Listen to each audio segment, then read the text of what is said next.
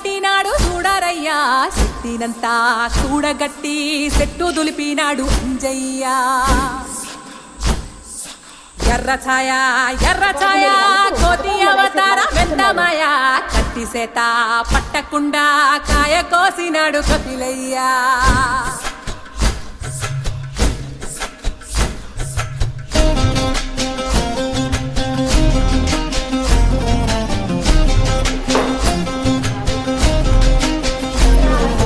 అంజనమ్మ ముందు మంజుల్ పుంజుల్ సీడి మామిడి ముక్కలు కుప్పల్ తెప్పల్